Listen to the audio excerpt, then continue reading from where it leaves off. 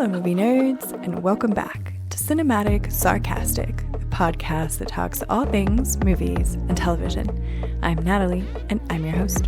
On today's episode, we're going to talk about Marmalade. Now, this is a new sort of romance thriller. I would say it's kind of borderline comedy as well, that recently hit streaming. I know I had seen trailers and stuff for this one. I'm not sure if Marmalade came out in theaters. I feel like it must have, but I completely missed it and didn't notice until it had come out on being available for streaming. So Marmalade, for those of you who are not familiar with it, is starring Joe Keery, Aldous Hodge, and Camilla Morrone.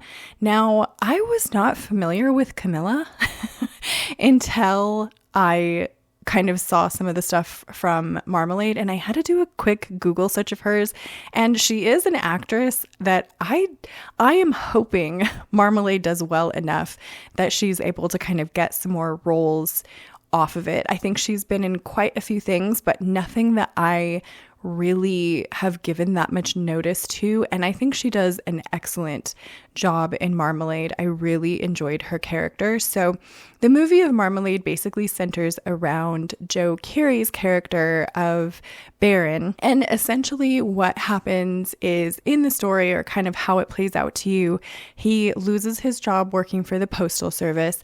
He has a sick mother who is dying and in need of medication, and he doesn't know how he is going to get money to be able to afford this medication, the pricing of which has just recently gone up. And he sort of is out at this little park.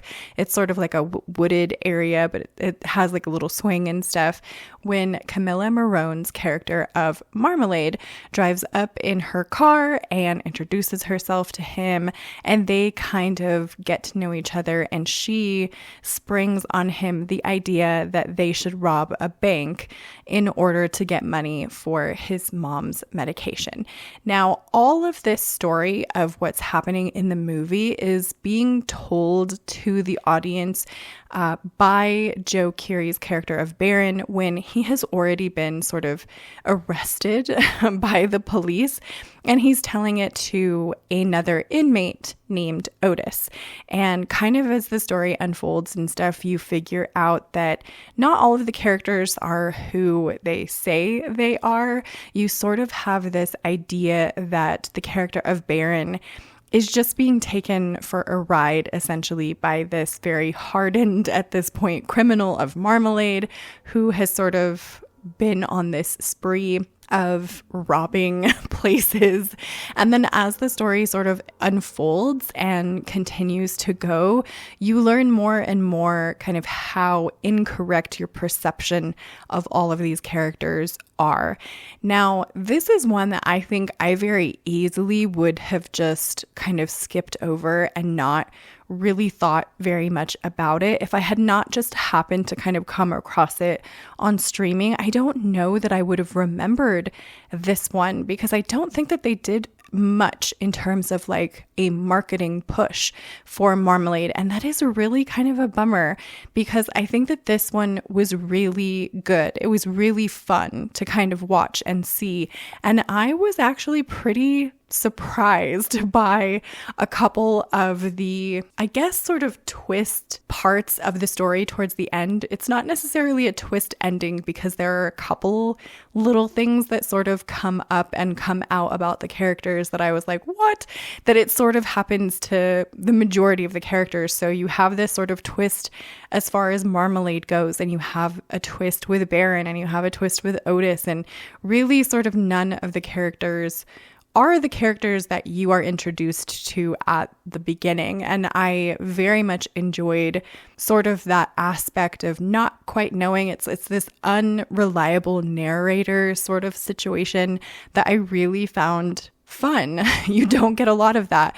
I think that Marmalade is kind of a unique sort of story. I don't know that I've seen too many movies that are like this one, and I think it definitely deserves a lot more praise than what it is getting currently.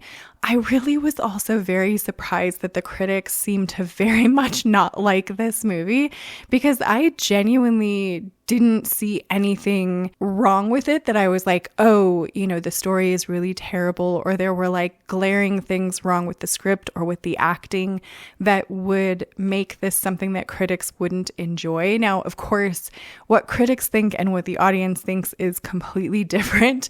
And a lot of the times what the critics end up really loving, I think is trash. And then what the critics really hate, I end up really loving. And this seems to be one of those types of movies. I very much enjoyed this one. I don't know that this is one that I would say like, oh, it's the best movie of the year. But I think that it really was a huge turning point for me in terms of Joe Keery, for sure. Like, I knew that I liked him in Stranger Things, but I want to say this might be one of the first kind of things that I've seen him do outside of that. I think there might have been one or two other things that I've seen Joe Keery in outside of Stranger Things that I didn't really care for that much, but I very much enjoyed his sort of switch and change in acting abilities in Marmalade. I very much liked Camilla's character and her way of playing Marmalade. I really enjoyed her. I thought she was really fun. She brought kind of this really high energetic energy to the character that like sold that character and made it incredibly believable, and her performance was really nice. And I think Alda Taj also did a really great job. Like, the acting for me was good, the story was good. I think it's a good sort of relaxing, maybe date night movie. Crack out the popcorn and just have a fun night. I think this one would be perfect for that. So those are my thoughts on Marmalade. I would love to know what you guys thought if you saw this one. Subscribe if you want to join the Movie Nerd family, and I hope to see you in the next episode.